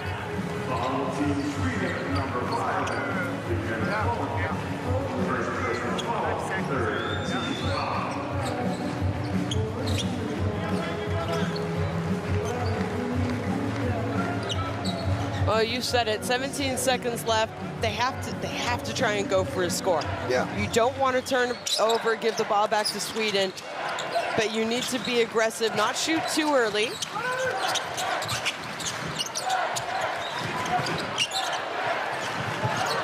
And look at this fog. This is how important this last possession is. Nelson can't get the three to go, whistle on the play, and you also do not want a loose ball foul, and Sweden walk the floor for 2 throws. And they will have the opportunity to make this a 20-point win. And they know, and they will really know that that could be, comfortable win. If they slip up against Montenegro, the 20-point win here could be the most important thing.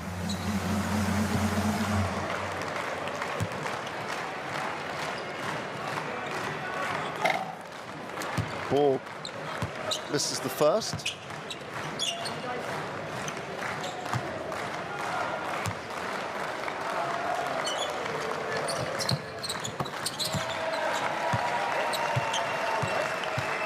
Well, Sweden are going to get their first win in this EuroBasket.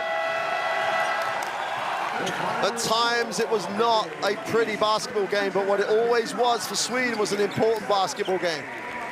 They really did come out and play hard. They got the options that they needed. They win this by 19 points, which could be important come the last day of competition here in Tampere.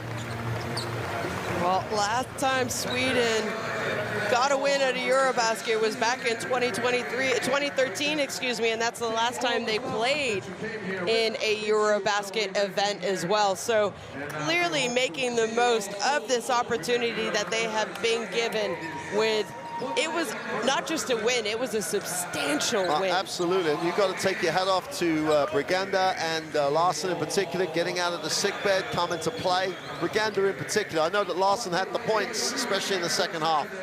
But Briganda is so important to how this Swedish team plays. And they're in it, they've got a day off, they can recover. They'll be they think they're 1 win away now. And if they get on that charter flight and go to Riga, that is a massive step for Swedish basketball. That's how important this game was to them. Congratulations to Sweden, they get their first win of this EuroBasket 2025 Group B over Great Britain, who are still winless, but still mathematically have the opportunity to qualify. Here are the stats, and you can't win basketball games with 28% from 2-point range, especially when your opponent has 62. Yeah, they did a better job taking care of the ball in the second half. I think those 12 turnovers in the first half were very costly for Great Britain. Couldn't really get into a rhythm because they kept turning the ball over, and that gave confidence to Sweden. Yeah. And you saw from the tip-off, I felt like Sweden had more confidence, understood more, and not that I know the Great Britain players understood that they really needed to win this game to give themselves a good chance of advancing in this tournament. And it was just the whereabouts, the attitude, a better understanding, or maybe a better understanding of exactly physically what it means and what kind of a commitment that you need to give to every possession, offensive and defensively. Well, this is what it means. This is Swedish fans and the players celebrating. They all know what the deal is now. They all know that they're 1 win away from Riga. Going to get a look at the best plays of that fourth quarter. And there'll be an overriding number of these that are purely about Sweden making great decisions and being aggressive and getting to the ring. And I like this Swedish team. You know, obviously, I think Larsson and Briganda are a big, important 2 players for this team, as they showed here today how important they were, because they really stepped up when Sweden needed them most. I do think Yeboah being in foul trouble early took Great Britain out of what they wanted to do, but he also, because of that, took him out of how he needed to play for this team, and it affected his performance. You know, this is a guy who's been averaging double digits, scoring, has been the top scorer for this Great Britain team. He couldn't find his rhythm. He finishes with 2 points when he's been averaging 14 a game. They needed him on the court tonight, and he couldn't stay consistently on the court for them either. Well, Larsson, as you saw with the alley-oop, Him and Braganda were sick yesterday, but Larson struggled initially, but came through in the end, really did make the contribution that we would expect him to make. But that's the highlights of a tremendous win by Sweden, which does this to the group, moves them into fourth place and a qualification place with a 1-2 record. We've got the nightcap game to come. Montenegro, it's their turn to experience the full house here in the Deck Arena later on tonight. But what a tremendous performance by Sweden. Put themselves in the driving seat for qualification for Riga. Massive performance. The fans loved it. But as a team, they just wanted it so much that they did whatever it took. And they get their first EuroBasket win in 12 years. So we'll see you later on for the nightcap. Finland are in town again. But for Mark and Shona, it's goodbye for now.